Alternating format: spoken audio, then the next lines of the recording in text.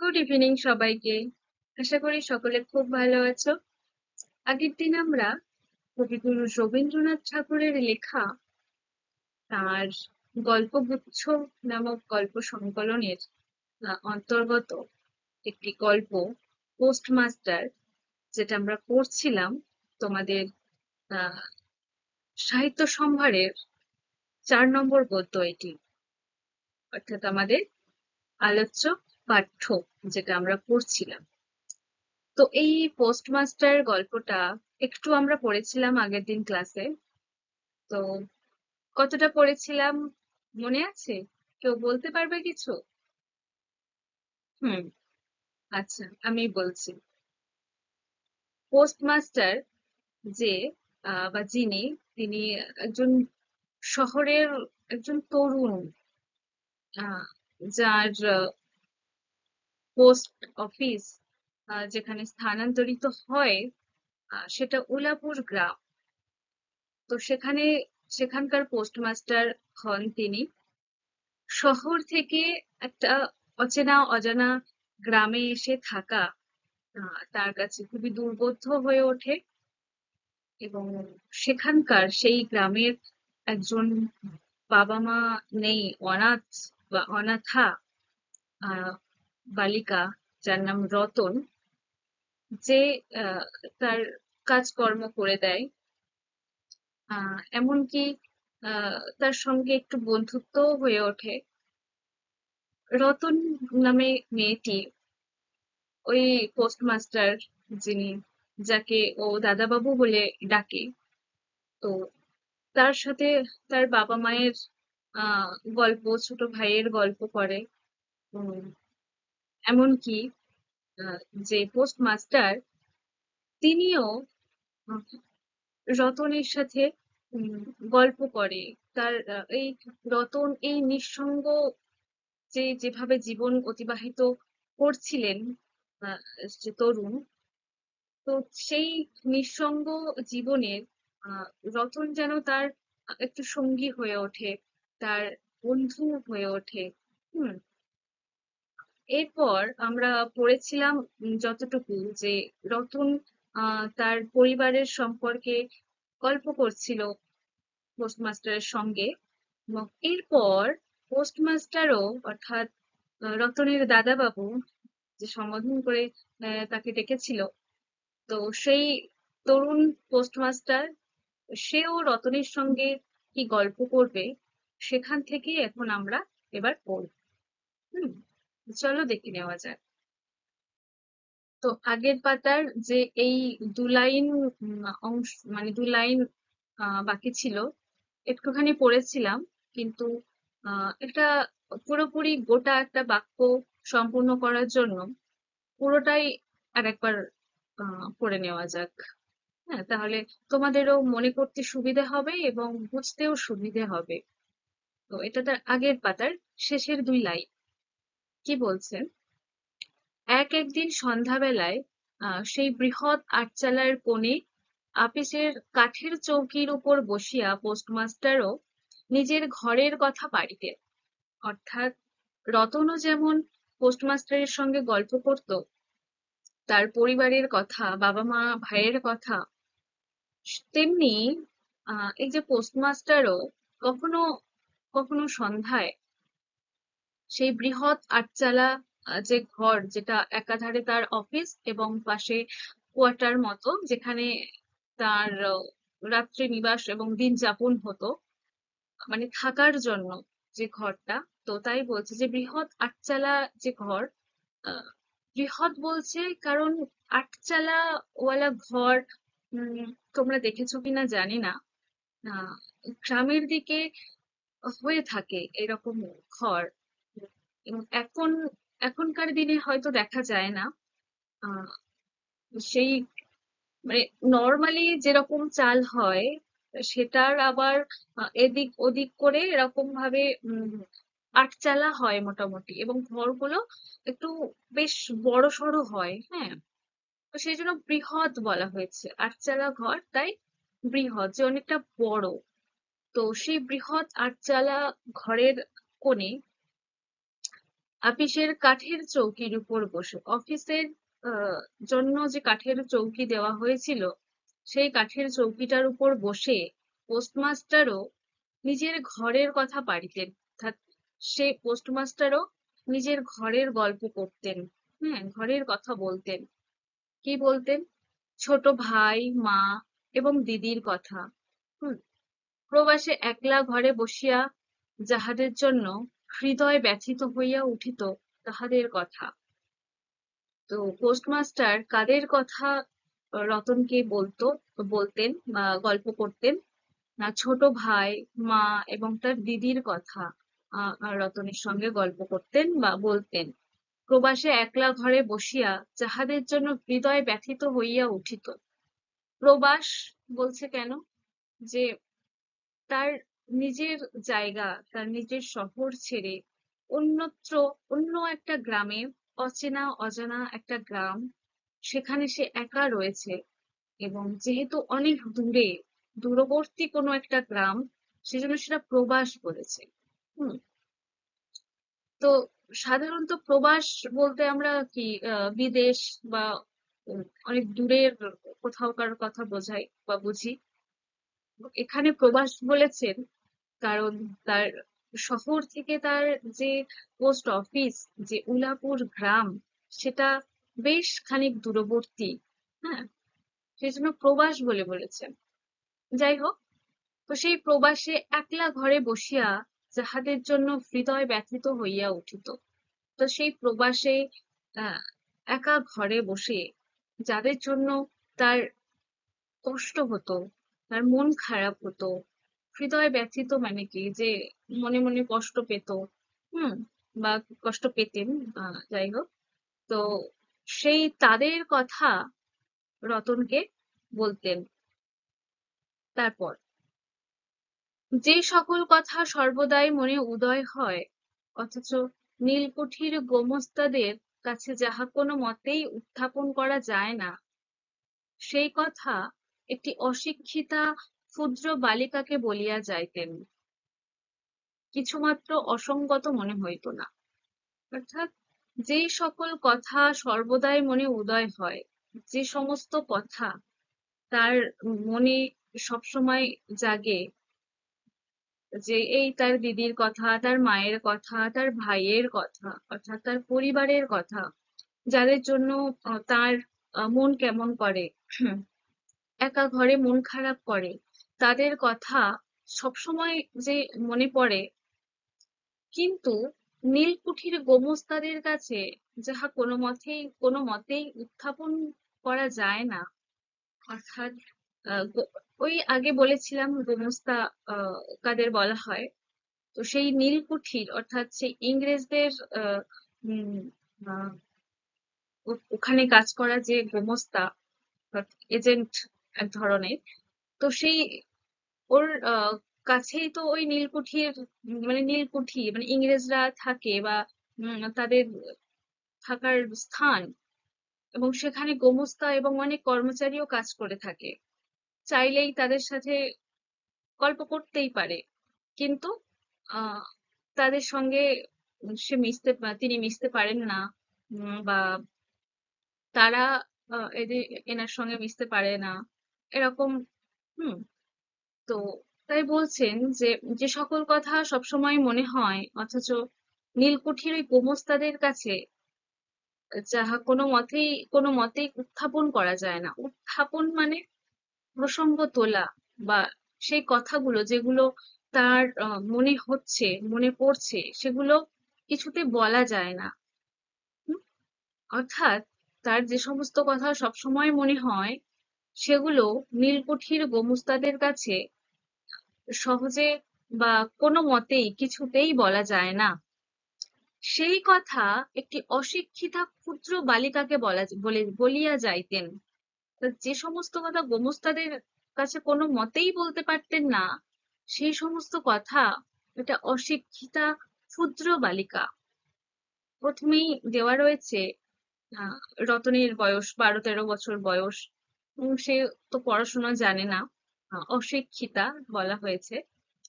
তো সেই অশিক্ষিতা পড়াশোনা জানে না, পোস্টমাস্টার যে শহুরে বাবু, যে তরুণটি, সে তো শিক্ষিত, পড়াশোনা করে চাকরি পেয়ে এখানে বদলি হয়েছে তিনি।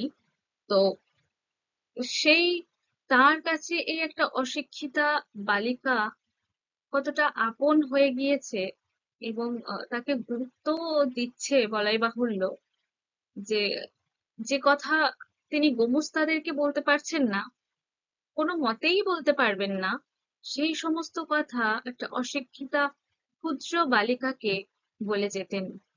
নির্দ্বিধায় বলে যেতেন। কিছুমাত্র অসঙ্গত মনে হতো না তার। কিছু মাত্র যে অবান্তর বা অযৌক্তিক, যেকে বলা যাবে না এরকমটা মানে দ্বিধাবোধ করতেন না।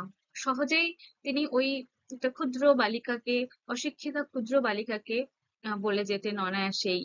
হ্যাঁ, অবশেষে এমন হইল, বালিকা কথোপকথনকালে তাহার ঘরের লোকদিগকে মা, দিদি, দাদা বলিয়া চিরপরিচিতের ন্যায় উল্লেখ করিত। যে শেষে এমনও হতো বা এমনও হলো যে বালিকা অর্থাৎ রতন কথোপকথনকালে তাহার ঘরের লোকদিগকে, কথোপকথনকালে বলতে যে আহ শহুরে বাবু, যে পোস্টমাস্টার, যে যিনি রতনের সঙ্গে গল্প করছেন, তার ঘরের লোকের কথা বলছেন, তার দিদি, মা, দাদা, ভাই, এদের কথা বলছেন। সেই কথোপকথনকালে বা সেই গল্প চলাকালীন, সেই সময় তার ঘরের যে সমস্ত লোক, তার মা, দাদা, দিদি, এদেরকে এই রতন, এই ছোট্ট মেয়েটি রতন, সে তাদেরকে তো চেনে না। সে তো শুধু উম, এই পোস্টমাস্টারকেই চেনে, তাই না? তাও কিছুদিন মাত্র। তাও সেও কতটা আপন করে নিচ্ছে পোস্টমাস্টারকে, এমনকি তার বাড়ির লোকজনগুলোকেও সে গল্প শুনে শুনে তাদেরকে মা, দিদি, দাদা বলে সম্বোধন করছে, এবং চিরপরিচিতের মতো উল্লেখ করছে। চিরপরিচিত, যেন মনে হচ্ছে যে রতন তাদেরকে কতদিন থেকে চেনে। হুম তাই জন্য ওই পোস্টমাস্টারের মাকে মা বলছে, দাদাকে দাদা বলছে, দিদিকে দিদি বলছে। হ্যাঁ, এরকম এক একটা সম্বোধন করে করে সে কথা বলছে, যেন মনে হয় আহ কতদিন থেকে সে চেনে আহ, তার বাড়ির লোককে, মানে পোস্টমাস্টারের বাড়ির লোককেও যেন সে কতদিন থেকে সে চেনে, এরকম ভাবে আপন ভেবে ফেলছে। এমনকি তাহার ক্ষুদ্র হৃদয়পটে বালিকা তাহাদের কাল্পনিক মূর্তিও চিত্রিত করিয়া লইয়াছিল। যে এমনকি তার ক্ষুদ্র হৃদয়পটে, তার এই যে রতনকে দেখো ক্ষুদ্র বালিকা বলা হয়েছে, তো সেজন্যই আবার ক্ষুদ্র হৃদয়পট বলা হলো। যে তার ক্ষুদ্র হৃদয়পট মানে মনের যে একটা জায়গা, বা মনে মনে সে তার বাড়ির লোকদের, যাদের কথা শুনছে, তাদের একটা কাল্পনিক মূর্তি মনে মনে ভেবে নিয়েছে, মনে মনে এঁকে ফেলেছে। যে ও যেরকমটা বর্ণনা শুনি আমরা, দেখবে এটা আমাদের সাথেও হয়ে থাকে। যে যখন কেউ মানে অচেনা, মানে অজানা কিছু গল্প করছে, আহ ধরো তোমার কোনো নতুন বন্ধু হলো, হুম সে তার বাড়ির গল্প করছে, যে আমার মা এরকম, আমার বাবা এরকম, আমার দাদা দিদি এরকম, তাদের গল্প করছে, তাদের ঘর বাড়ির কথা বলছে, তাদের বাড়ি এরকম ভাবে যেতে হয়, এরকম আমাদের বাড়ি যখন বলে, তখন দেখবে আমাদের মনে মনে আমরা একটা চিত্র এঁকে ফেলি। যে আচ্ছা, এটা এটা হয়। এটা আমার বিশ্বাস এটা তোমাদের সাথেও ঘটে থাকে। হুম যে শুনলে, শোনার পরে আমাদের আহ না চাইতেও, অজান্তেই মনের মধ্যে একটা চিত্র এঁকে যায়। যে আচ্ছা, ওদের বাড়িটা এরকম, ওর মাকে এরকম দেখতে, ওর বাবাকে এরকম দেখতে, দিদি দাদা এরকম, এরকম ভাবে চলাফেরা করে, এর মানে সবটা একটা চিত্র আকারে আমাদের মনের মধ্যে স্থান পায় কোথাও। হুম ঠিক তেমনি এই যে রতন নামের ছোট্ট মেয়েটি, আহ পোস্টমাস্টারের মুখে তার বাড়ির লোকের গল্প শুনে তাদেরকে তো নাম ধরে মানে মা বাবা মা দিদি দাদা বলে সম্বোধন করে ডাকছে বা ডেকে মানে বলে গল্প শুনছে, এমনকি তার মনে মনে সে তার মা দাদা দিদি তাদের একটা মূর্তিও এঁকে ফেলেছে, চিত্রিত করে ফেলেছে তার মনে। হুম। তারপর একদিন বর্ষাকালে মেঘমুক্ত দ্বীপ্রহরে ঈষৎ তপ্ত সুকোমল বাতাস দিতেছিল। যে একদিন বর্ষাকালে মেঘমুক্ত দ্বীপ্রহর, দ্বীপ্রহর মানে কি? দুপুরবেলা। তো মেঘমুক্ত, যে আকাশে মেঘ নেই, বর্ষাকাল কিন্তু দুপুরবেলা আকাশে মেঘ নেই, মেঘমুক্ত আকাশ। তখন ঈষৎ তপ্ত সুকোমল বাতাস দিতেছিল। ঈষৎ তপ্ত, তপ্ত মানে কি? গরম, তাই না? উষ্ণ। তো ঈষৎ তপ্ত মানে হালকা গরম সুকোমল বাতাস, হালকা গরম সুকোমল বাতাস দিচ্ছিল বা হাওয়া দিচ্ছিল। রৌদ্রে ভিজা ঘাস এবং গাছপালা হইতে এক প্রকার গন্ধ উত্থিত হইতেছিল।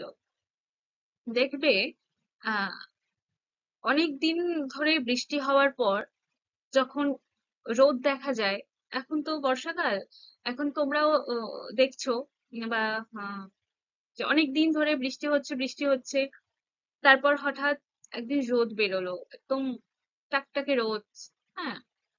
তো তখন কি হয়, সেই রোদ জলটাকে চতুর্দিকে জলময় হয়ে থাকে, গাছপালা ঘাস সবকিছু ভিজে ভিজে থাকে।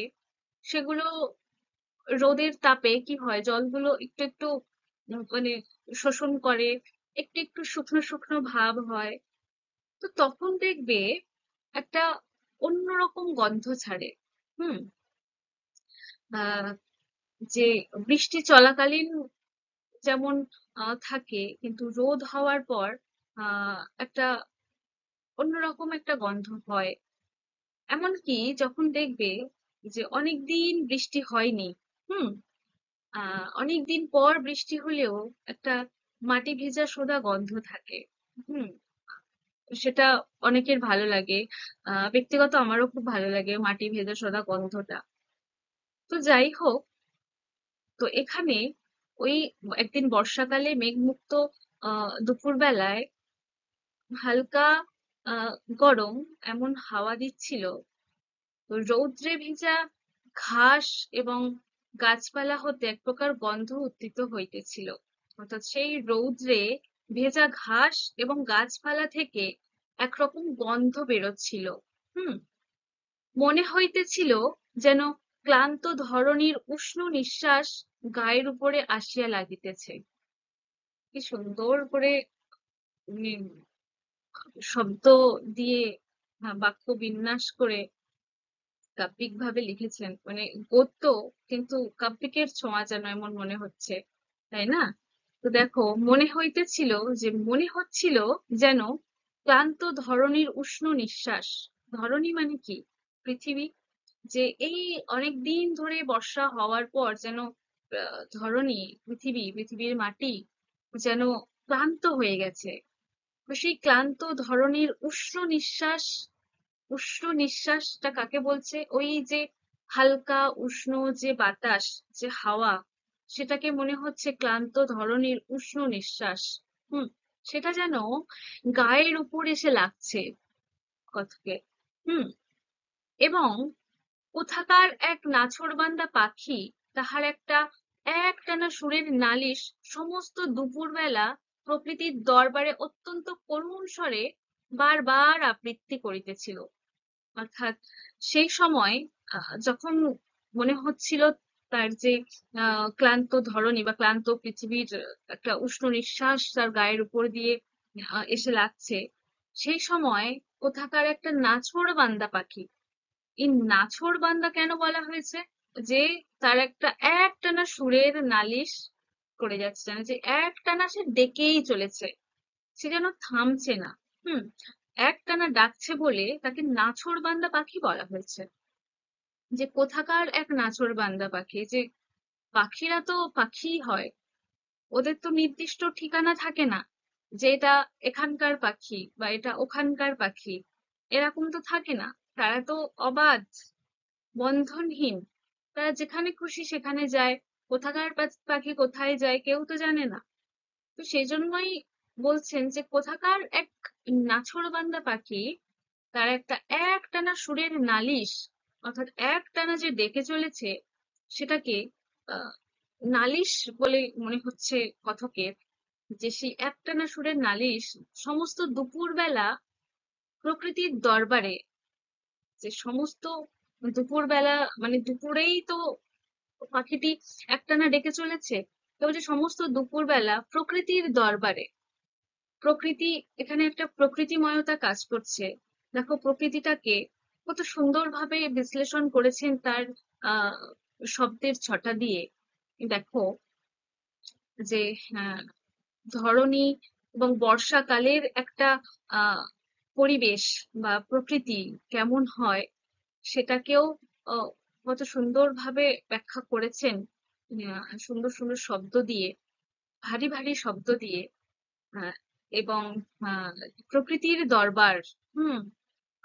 তো এই যে দুপুর বেলার বর্ষাকালের একটা দুপুরের বর্ণনা করছেন, এবং সেই একটা সুন্দর প্রকৃতিময়তা কাজ করছে এখানে। দেখো, তাই বলছে যে সে পাখিটি তার সুরের নালিশ, একটানা সুরের নালিশ সমস্ত দুপুরবেলা প্রকৃতির দরবারে অত্যন্ত করুণ স্বরে বারবার আবৃত্তি করছিল। যে প্রকৃতির দরবার, প্রকৃতির দরবার বলছে কেন? কারণ আহ একটা দুপুরের চিত্র এখানে তুলে ধরা হয়েছে, এবং পাখি একটা প্রকৃতিরই অংশ, তাই না? যে শুধু আহ প্রকৃতি বলতে যে গাছপালা, নদী নালা, হ্যাঁ, হাওয়া, আকাশ, মেঘ, এই এই সব মানে সূর্য চন্দ্র যাই বলো, এগুলো নিয়েই শুধু প্রকৃতি হয় না। প্রকৃতির প্রকৃতি তখনই পূর্ণতা পায়, বা প্রকৃতির সৌন্দর্য তখনই পূর্ণতা পায় যখন সেই আহ প্রকৃতির মাঝে পশু পাখি, পতঙ্গ, হ্যাঁ, এই জীব, এগুলো যখন তার সঙ্গে থাকে, তার সঙ্গে যুক্ত থাকে, তখনই প্রকৃতির রূপ পূর্ণতা পায়। হুম। তো এখানে ওই দুপুর বেলায় পাখিটি তার একটানা সুরের নালিশ জানাচ্ছে প্রকৃতির দরবারে যেন। হ্যাঁ। তারপর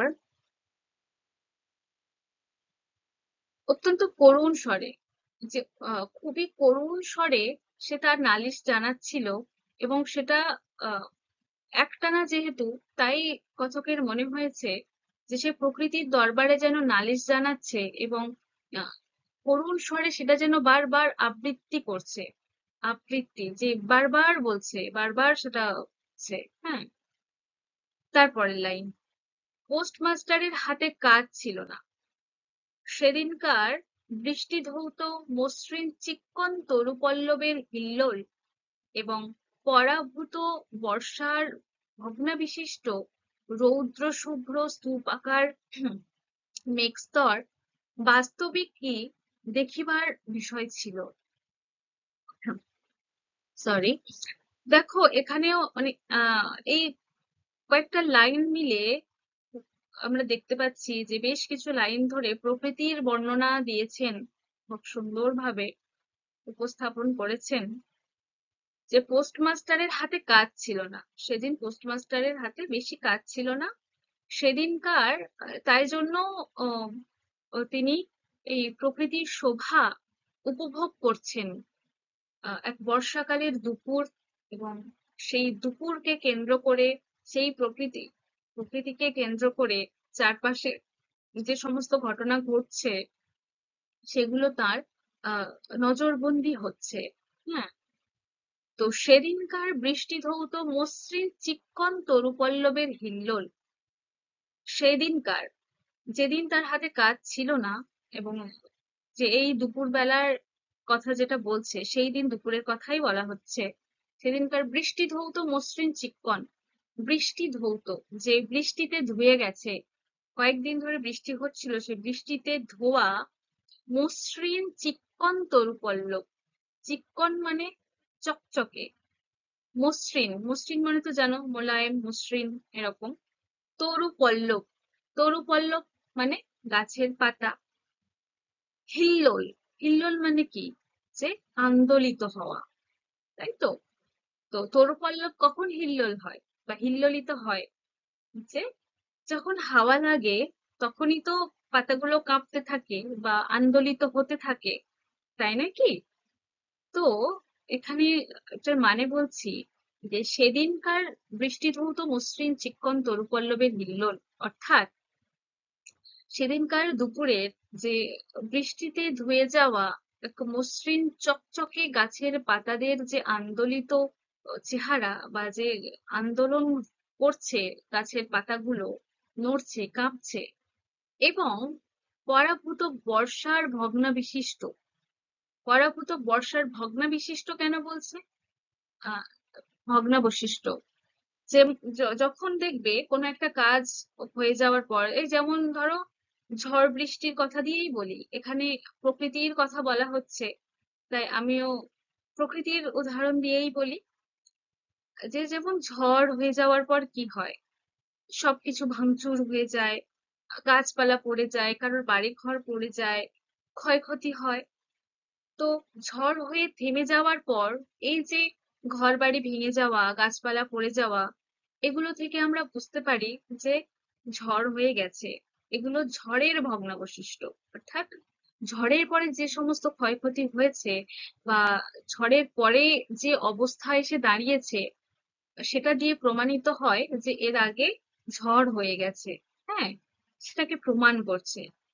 তো সেই রকম এখানে পরাভূত বর্ষার ভগ্নাবশিষ্টর কথা বলছেন, যে পরাভূত কেন, যে আহ, সারাক্ষণ তো মানে বর্ষা সেই থামতে হলো, বৃষ্টি থামতেই হলো, থেমে গেছে এখন, যে পরাভূত হলো কেন, ভগ্নাবশিষ্ট কেন বলছেন, যে বর্ষার ভগ্নাবশিষ্ট, অর্থাৎ বেশ কিছুদিন ধরে বর্ষা হওয়ার পর কি থাকে না, চতুর্দিকে জলময় কর্দমাক্ত, অর্থাৎ কাদা কাদা হয়ে থাকে, বা সবকিছু ভিজে থাকে বাইরে, উঠান বলো, রাস্তা বলো, রাস্তায় জল জমে থাকে, গাছপালা ঘাস মাটি সবকিছু ভিজে থাকে, তাই না?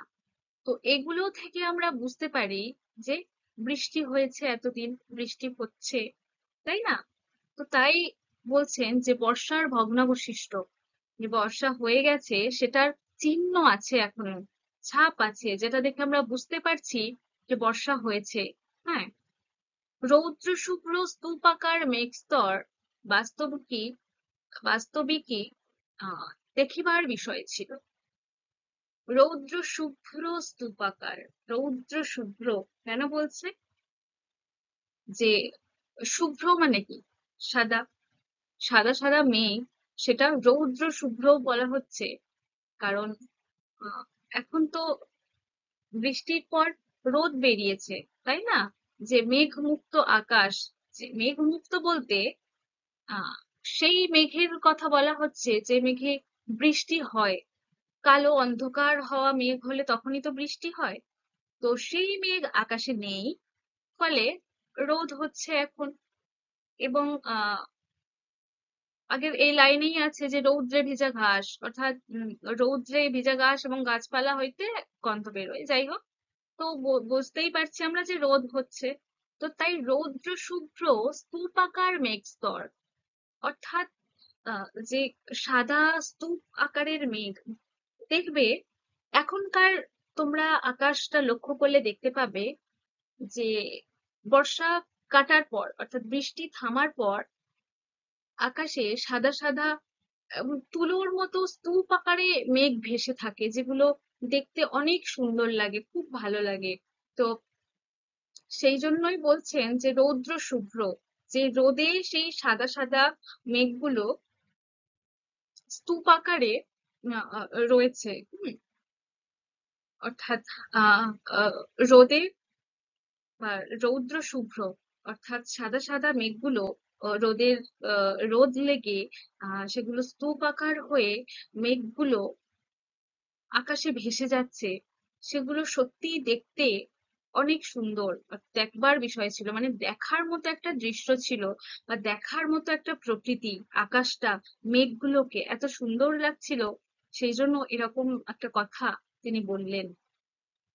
তারপর পোস্টমাস্টার তাহা দেখিতেছিলেন এবং ভাবিতেছিলেন, এই সময় কাছে একটি কেহ নিতান্ত আপনার লোক থাকিত, হৃদয়ের সহিত একান্ত সংলগ্ন একটি স্নেহপুত্তলী মানব মূর্তি। এই যে সুন্দর একটা প্রকৃতির দৃশ্য তিনি উপভোগ করছেন, তো সেই সময় দেখতে দেখতে তিনি ভাবছেন যে উম, এই সময় কাছে যদি একটা কেউ নিতান্ত আপনার লোক, অর্থাৎ একান্তই কাছের, নিজের একদম কাছের একজন কেউ থাকতো তার সাথে, আহ যে হৃদয়ের সহিত একান্ত সংলগ্ন একটা স্নেহ পুত্তলী মানব মূর্তি। কেমন কাছের মানুষ থাকার কথা বলছে? যে একদম মনের সাথে একাত্ম, একদম একান্তই আপন, একদম আমার হৃদয়ের সাথে যেন সংলগ্ন থাকে, যে মন মন থেকে অ্যাটাচড।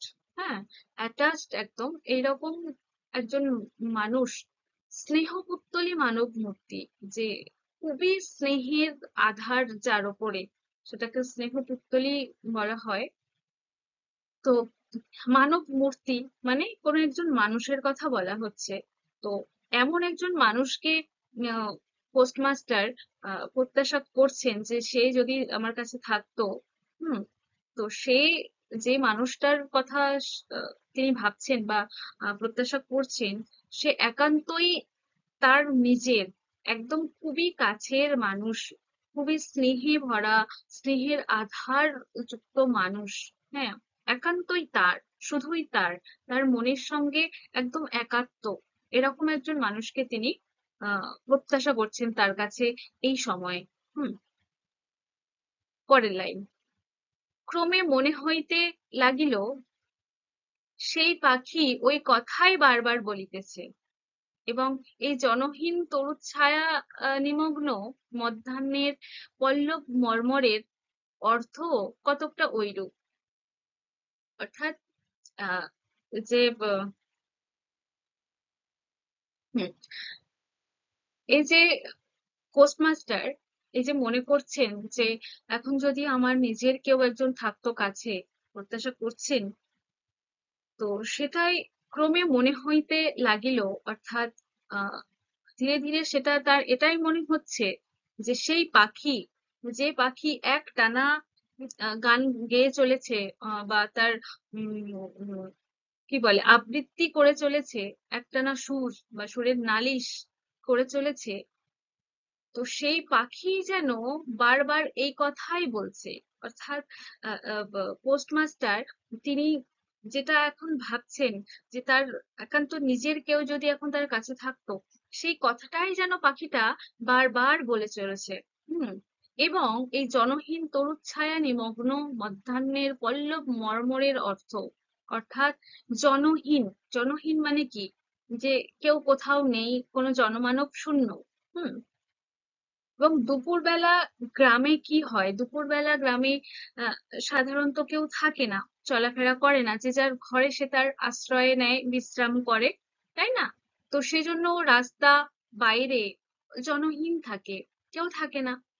তরুর ছায়া নিমগ্ন মধ্যাহ্নের পল্লব মর্মর, যে তরুর ছায়া, গাছেদের যে ছায়া, সেই ছায়া নিমগ্ন মধ্যাহ্ন, মানে ছায়া গাছেদের ছায়া নিমগ্ন দুপুরের কথা বলা হচ্ছে।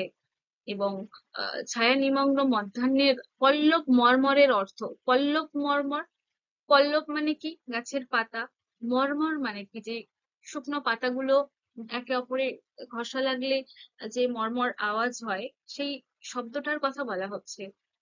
যে গাছেদের ছায়া নিমগ্ন এমন মধ্যাহ্নে, অর্থাৎ দুপুর বেলায়, সেই পাতাদের, সেই শুকনো পাতাদের যে মর্মর আওয়াজেও বা সেই শব্দেও, শব্দের অর্থও কতকটা এইরকম, যে আমি যেটা ভাবছি, অর্থাৎ পোস্টমাস্টার যেটা ভাবছেন, যে তার কাছে তার একান্ত নিজের খুব কাছের মানুষ কেউ থাকুক, যে কথাটা তিনি ভাবছেন সেটাই যেন সেই পাখিটাও বারবার বলে চলেছে, এবং সেই কথাটা আবার যেন এই এই গাছেদের ছায়া নিমগ্ন যে দুপুরের গাছেদের পাতার যে শুকনো পাতার যে আওয়াজ, মর্মর আওয়াজ, সেই আওয়াজের অর্থও যেন সেটাই বোঝাতে চাইছে।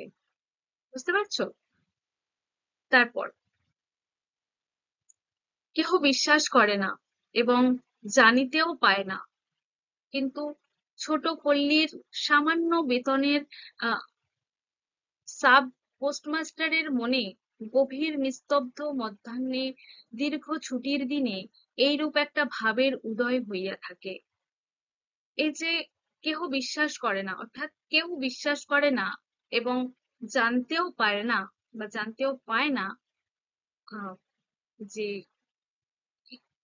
পোস্টমাস্টার, অর্থাৎ সেই শহরে বাবু বা শহরের সেই তরুণটি এই সমস্ত কিছু আহ, দুপুর বর্ষাকালের এক মেঘমুক্ত আকাশ, আহ রৌদ্রময় একটা দিন, বর্ষার পরে একটা রৌদ্রময় দিন, এবং সেই যে সেই দুপুরের যে প্রকৃতির দৃশ্য, প্রকৃতির সৌন্দর্য, সেটা যে পোস্টমাস্টার উপভোগ করছেন, এবং উপভোগ করার সাথে সাথে তার যে একটা নিঃসঙ্গতা বোধ কাজ করছে, তার একা অনুভব হচ্ছে, এবং তিনি মনে প্রাণে মনে করছেন যে যদি কেউ, আমার নিজের একান্তই কেউ আমার সাথে থাকতো, আমার কাছে থাকতো। তো এই যে কথাটা তিনি ভাবছেন, এই যে প্রকৃতিটাকে তিনি যে উপভোগ করছেন, এই সমস্ত কথা কেউ বিশ্বাস করে না, এমনকি কেউ জানতেও পায় না। কিন্তু ছোট পল্লীর সামান্য বেতনের সাব পোস্টমাস্টারের মনে গভীর নিস্তব্ধ মধ্যাহ্নে দীর্ঘ ছুটির দিনে এইরূপ একটা ভাবের উদয় হইয়া থাকে। কেউ এরকম করে ভাবছে না, কেউ জানতেও পারে না, কিন্তু সেই ছোট্ট পল্লীর, যে সেই গ্রামের, সেই পাড়ার সামান্য বেতনের সাব পোস্টমাস্টার, পোস্টমাস্টার সাব পোস্টমাস্টারের পদে তিনি কাজ করেন। তার বেতন সামান্য, এর আগেও বলা হয়েছে গল্পে যে তিনি অল্প কিছু বেতন পান, তাই সামান্য মাইনে পান আর কি, অল্প। তো সেই সাব পোস্টমাস্টারের মনে গভীর নিস্তব্ধ মধ্যাহ্নে দীর্ঘ ছুটির দিনে, নিস্তব্ধ মধ্যাহ্ন বলা হয়েছে কেন, একটু আগে বললাম যে আহ, গ্রামে দুপুরবেলা বাইরে সচরাচর কাউকে দেখা যায় না, সবাই যে যার ঘরে বিশ্রাম করে। হুম। তো চতুর্দিকটা তাই নিস্তব্ধ, নির্জন থাকে। হ্যাঁ, তাই জন্য সেই দুপুরবেলাটাকে নিস্তব্ধ মধ্যাহ্ন বলা হয়েছে। হুম। তো সেই নিস্তব্ধ মধ্যাহ্নে দীর্ঘ ছুটির দিনে, আজকে তো তার ছুটির দিন, তো সেই ছুটির দিনে এরকম একটা ভাবের উদয় হচ্ছে তার মনে, তার পোস্টমাস্টারের মনে এরকম ভাব উদয় হচ্ছে। বাকি আর কেউ জানে না, কেউ সেটা অনুভব করছে না, শুধু সেই পোস্টমাস্টারের মনে এরকম একটা ভাব উদয় হচ্ছে, বা এরকম একটা ভাব তার মনে হচ্ছে। হুম। তারপর পোস্টমাস্টার একটা দীর্ঘ নিঃশ্বাস ফেলিয়া ডাকিলেন, রতন। তিনি তিনি যে একা অনুভব করছেন, নিঃসঙ্গ লাগছে তার, তো সেই জন্য এইসব ভেবে টেবে একটা দীর্ঘ নিঃশ্বাস ফেলে রতনকে ডাকছেন। হুম। রতন তখন পেয়ারা তলায় পা ছড়াইয়া দিয়া কাঁচা পেয়ারা খাইতেছিল। সেই নির্জন দুপুরে আহ পোস্টমাস্টারটি যখন এই দুপুরবেলার প্রকৃতিটাকে এবং প্রকৃতির সৌন্দর্যটাকে উপভোগ করছিলেন, এবং কাউকে তার নিঃসঙ্গতা বোধ অনুভব হচ্ছিল, সেটা যখন তিনি ভাবছিলেন, তো সেই সময় রতন পেয়ারা তলায় পা ছড়িয়ে বসে কাঁচা পেয়ারা খাচ্ছিল। হুম। প্রভুর কণ্ঠস্বর শুনিয়া অবিলম্বে ছুটিয়া আসিল। যে প্রভু বলা হচ্ছে কেন, সে পোস্টমাস্টারের বাড়িতেই সে কাজ করে, মানে পোস্টমাস্টারের কাছেই সে কাজ করে, তাই সে তার মনিব বা প্রভু বলা যায়। তাই প্রভুর কণ্ঠস্বর শুনে সে তাড়াতাড়ি করে ছুটে আসলো, হাঁপাইতে হাঁপাইতে বলিল, দাদা বাবু ডাকছো? সে হাঁপাতে হাঁপাতে এসে বলল যে, দাদাবাবু ডাকছো? পোস্টমাস্টার বলিলেন, অর্থাৎ পোস্টমাস্টার বললেন, তোকে আমি একটু একটু করে পড়তে শেখাবো। বলিয়া সমস্ত দুপুরবেলা তাহাকে লইয়া স্বরে অ স্বরে আ করিলেন। অর্থাৎ তিনি তার নিঃসঙ্গতা কাটানোর জন্য, নিঃসঙ্গতা দূর করার জন্য কি করলেন না, তার বাড়িতে তার কাছে যে কাজ করে রতন, অনাথা বালিকা, তাকে তিনি লেখাপড়া শেখানোর কথা ভাবলেন, পড়া শেখানোর কথা ভাবলেন এবং বললেন। তারপরে তিনি গোটা দুপুর মিলে স্বরে অ স্বরে আ করলেন, অর্থাৎ স্বরবর্ণ শেখাচ্ছিলেন, অ আ হ্রস্বই দীর্ঘই। তো এইগুলো স্বরবর্ণ তাকে লেখাপড়া শেখাচ্ছিল। এবং এই রূপে অল্প দিনেই যুক্তাক্ষর উত্তীর্ণ হইলেন, অর্থাৎ এবং এই রকম ভাবে অল্প সময়েই, অল্প দিনেই যুক্তাক্ষর আহ, পড়তে বা লিখতে শিখে গেল। হ্যাঁ, বা তাকে শেখাতে তিনি পারলেন, মানে রতনকে স্বরবর্ণ থেকে যুক্তাক্ষর তৈরি করা পর্যন্ত শিখিয়ে ফেলেছেন। হুম। তারপর শ্রাবণ মাসে বর্ষণের আর অস্ত নাই, নাকি অন্ত নাই। হুম। তো শ্রাবণ মাসে বর্ষণের আর অন্ত নাই, অর্থাৎ শ্রাবণ মাস ভোর বর্ষা। তো শ্রাবণের ধারা বলা আছে না, তো শ্রাবণ মাসে অনেক আহ, বৃষ্টি হয়, সারাক্ষণই বৃষ্টি হয়। তো তাই বলছেন শ্রাবণ মাসে বর্ষণের আর অন্ত নাই, যে বৃষ্টির যেন শেষ নেই। হ্যাঁ, তাই বলছেন। তারপর হুম হুম, খাল বিল নালা জলে ভরিয়া উঠিল। যে আশেপাশে যে পুকুর, খাল, বিল রয়েছে, সেগুলো সব জলে ভর্তি হয়ে গেছে। অহর্নিশি ভেকের ডাক এবং বৃষ্টির শব্দ, যে সারাক্ষণ, ভেক মানে কি, ব্যাঙ, যে সারাক্ষণ ওই ব্যাঙের ডাক, বর্ষাকালে ব্যাঙ ডাকে না, তো সেই বলা হচ্ছে যে সারাক্ষণ ওই ব্যাঙের ডাক এবং বৃষ্টির শব্দ। গ্রামের রাস্তায় চলাচল প্রায় এক প্রকার বন্ধ, নৌকায় করিয়া হাটে যাইতে হয়। যে এতই বৃষ্টি হচ্ছে, আহ শ্রাবণের ধারা এতই বইছে, যে পুরো রাস্তাঘাট সব জলে থই থই করছে, জলে ভরে গেছে। তো রাস্তায় চলাচলও প্রায় বন্ধ হয়ে গেছে সকলে। তো নৌকায় করে ঘাটে যেতে হয়। হ্যাঁ। আচ্ছা, একদিন প্রাতঃকাল হইতে খুব বাদলা করিয়াছে। হ্যাঁ, একদিন ভোর, প্রাতঃকাল মানে কি, ভোরবেলা। তো একদিন ভোরবেলা থেকে খুব বৃষ্টি হচ্ছে। বাদলা মানে বৃষ্টি, বৃষ্টি হচ্ছে। পোস্টমাস্টারের ছাত্রীটি অনেকক্ষণ দ্বারের কাছে অপেক্ষা করিয়া বসিয়াছিল। পোস্টমাস্টারের ছাত্রীকে, পোস্টমাস্টারের ছাত্রী হলো রতন। তো রতন অনেকক্ষণ তার দরজার কাছে অপেক্ষা করে বসেছিল, কিন্তু অন্যদিনের মতো যথাসাধ্য নিয়মিত ডাক শুনিতে না পাইয়া আপনি খুঙ্গি পুঁথি লইয়া ধীরে ধীরে ঘরের মধ্যে প্রবেশ করিল। যে অনেকক্ষণ ধরে অপেক্ষা করছে, ভাবছে দরজা খুলবে বা বাইরে আসবে তার দাদাবাবু, কিন্তু অন্যদিনের মতো যথাসাধ্য নিয়মিত ডাক শুনতে না পাইয়া, অর্থাৎ সে যখন দরজার কাছে অপেক্ষা করে, পোস্টমাস্টার সে ডাক দেয় ভিতর থেকে যে রতন আয় বলে বা কিছু বলে। তো সেই প্রত্যেক দিনের মতো আজকে কোনো ডাক শুনতে পেল না রতন। তো সে কি করলো, তার আহ নিজের খুঙ্গি পুঁথি নিয়ে ধীরে ধীরে ঘরের মধ্যে প্রবেশ করিল। যে নিজের আহ আপনি মানে কি, নিজের খুঙ্গি পুঁথি, যে যে খুঙ্গিতে পুঁথি নিয়ে, খুঙ্গি পুঁথি যে বেতের বা কাঠের দিয়ে একটা ধরনের হয়, যার মধ্যে পুঁথিগুলো রাখা থাকে বা বইয়ের পাতা রাখা থাকে এরকম। তো খুঙ্গির মধ্যে পুঁথি থাকে। তো সেই খুঙ্গি পুঁথি নিয়ে সে ধীরে ধীরে ঘরের মধ্যে প্রবেশ করলো বা ঘরের মধ্যে ঢুকলো। দেখলো বা দেখিল পোস্টমাস্টার তাহার আহ খাটিয়ার উপর শুইয়া আছেন, বিশ্রাম করিতেছেন মনে করিয়া অতি নিঃশব্দে পুনশ্চ ঘর হইতে বাহিরে যাইবার উপক্রম করিল।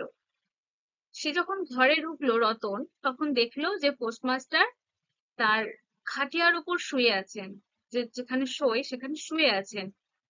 তো রতন বিশ্রাম করছেন মনে করে খুব নিঃশব্দে আবার ঘর থেকে বাইরে চলে যাওয়ার উপক্রম করছে। সহসা শুনিল রতন যে সে যখন কোনো সাড়া শব্দ না পেয়ে বা তাকে শুয়ে থাকতে দেখে রতন ভাবছে যে তার দাদাবাবু এখন বিশ্রাম করছেন। তাই তাকে বিরক্ত না করে সেখান থেকে নিঃশব্দে যখন ঘর থেকে বাইরে যাওয়ার উপক্রম করলো, তখনই সে শুনতে পেল তাকে ডাকছেন রতন বলে।